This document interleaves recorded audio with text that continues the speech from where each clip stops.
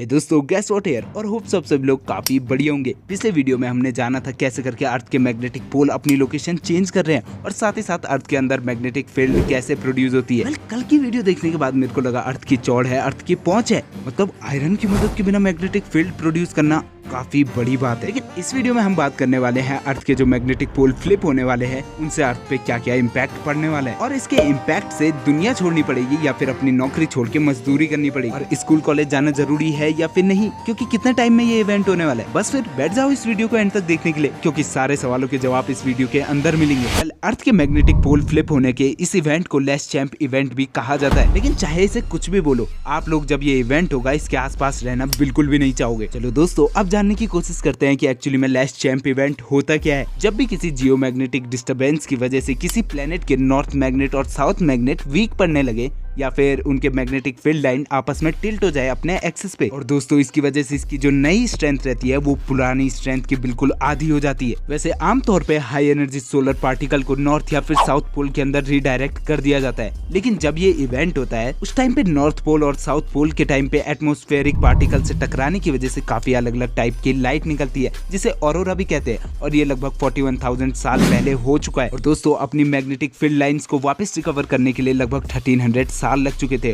और उस दौरान अर्थ के यहाँ तक कि इक्वेटर वाले पोर्शन में भी ऑरोरा देखने को मिल रहे थे। साइंटिस्टों ने ये बताया कि लगभग 200 से लेकर 300,000 सालों के बीच में ऐसा इवेंट होता रहता है जिसके अंदर किसी भी प्लेनेट के पोल्स इतने वीक पड़ जाते हैं कि वो आपस में अपनी पोलैरिटी फ्लिप कर लेते हैं। और दोस्तों ऐसा तो बिल्कुल भी नहीं है कि रात में सोए और सुबह उठे और पोलैरिटी फ्लिप, नहीं, लगभग 100 से लेकर 1000 साल लग जाते हैं केवल इस प्रोसेस को कंप्लीट होने में। साइंटिस्टों ने इसको पता करने के लिए काफी तरीके आजमाए, जिसमें से एक था वो वोल्केनिक डिपॉजिट के अंदर मैग्नेटिक कंपाउंड को सर्च करना। और दोस्तों मैंने पिछले वीडियो में आपको बताया था कि नॉर्थ पोल हर बार चेंज होता रहता है, तो इस हिसाब से सोलर पार्टिकल अलग अलग जगहों पे डिपॉजिट होते रहते हैं, तो इसी वजह से इसकी स्टडी की जाती है। साथ ही साथ लास्ट चैंप इवेंट का मतलब केवल ऑरोरा नहीं है, बल्कि इसका इफेक्ट हमारे जन जीवन पे भी पड़ता है। लेकिन जानवरों और इंसानों पे आने से पहले इसकी रिसर्च हुई कोरल ट्रीज के ऊपर। इसके ऊपर रिसर्च करके साइंटिस्टों को काफी सारी नई बातें पता चली लास्ट चैंप इवेंट के बारे में। सबसे पहले काम, साइंटिस्टों ने इसके ट्रंक को लिया और इसको क्रॉस सेक्शन में काटा। उसके बाद इसको एग्जामिन किया काफी छोटे छोटे स्केल्स पे, और पता चला कार्बन रेटिंग की मदद से, यानी कार्बन 14 जो कि एक रेडियो एक्टिव कंपाउंड है कार्बन का। साइंटिस्टों ने एग्जामिन किया इस पेड़ को एक साइड से लेके दूसरे साइड तक, यानी कार्बन रेटिंग के ऊपर, मतलब जो सबसे पुराना पोर्शन है उसमें क्या इफेक्ट है और सबसे नए पोर्शन में क्या इफेक्ट है और क्या चेंजेस आए।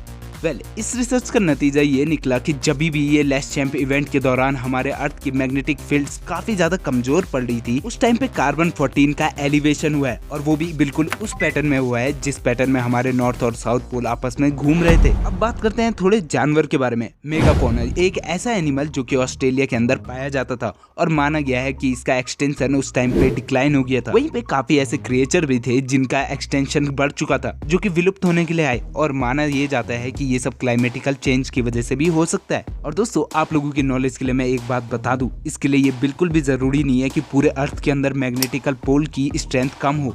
एक जगह पे भी कम हो गई तो अर्थ के वांदे लग सकते हैं। और दोस्तों जब भी सन से खतरे की बात आए तो यूवी लेयर की तो बात हो ही जाती है, तो मतलब वो भी डिस्ट्रॉय हो सकती है इस पीरियड ऑफ टाइम के दौरान। और दोस्तों इन सब के प्रूफ भी मिले हैं। माना जाता है कि इंसान उस टाइम पे केव के अंदर शिफ्ट हो गया अपनी पेंटिंग करने के लिए। उससे पहले तक वो खुलेआम बनाता था, लेकिन यूवी रेस क्योंकि अर्थ के अंदर एंटर होने लगी, इस वजह से वो केव के अंदर चल गए। चलो पुरानी बातों को छोड़ देते हैं, अब ये जानने की कोशिश करते हैं कि नेक्स्ट मैग्नेटिक फ्लिप कब हो सकता है, स्कूल जाना है या फिर नहीं। जिस हिसाब से साइंटिस्टों ने मॉनिटर किया है मैग्नेटिक पोल की लोकेशन चेंज को, उनका ये मानना है कि ये काफी जल्दी हो सकता है, क्योंकि लगभग 170 ईयर में 10% मैग्नेटिक फील्ड की वीकनेस बढ़ चुकी है। और दोस्तों ये साथ ही साथ 171 टाइम इससे पहले हो चुका है, वो भी लगभग 71 मिलियन ईयर में, यानी स्कूल तो जाना पड़ेगा। लेकिन दोस्तों अब ये सवाल उठता है कि मान लो आज ये हो गया तो क्या होगा। तो सबसे पहली चीज जो होगी वो होगा कैंसर पेशेंट बढ़ जाएंगे, क्योंकि दोस्तों मैग्नेटिक फील्ड हमें काफी सारी चीजों से प्रोटेक्ट करती है, और वो चीजें भी है जो कि हमारे सन से आती है, और सन से जो भी चीज आती है वो हमारे लिए इतनी अच्छी नहीं है, या फिर हम सबको एस्ट्रोनॉट बन के घूमना पड़ेगा। क्योंकि दोस्तों ऐसा भी हो सकता है कि मैग्नेटिक पोल जब आपस में अपनी पोलैरिटी फ्लिप करे उससे पहले कहीं एक आध मिनट के लिए या फिर कुछ सेकंड के लिए मैग्नेटिक फील्ड लाइन बिल्कुल गायब हो जाए। आई थिंक सबसे ज्यादा खतरनाक यही इफेक्ट है।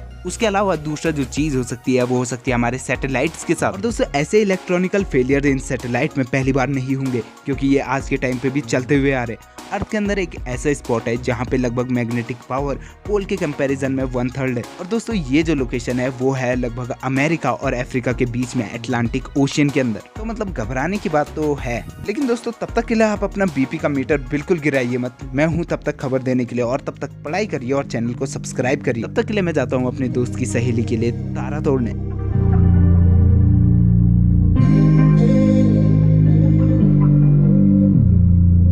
मैं बात करूं पर्दे में राय की, तू राज मेरे किन को बताएगा। मैं खास करूं अरसे से शायरी, वो पूछते हैं कितने में आएगा। मैं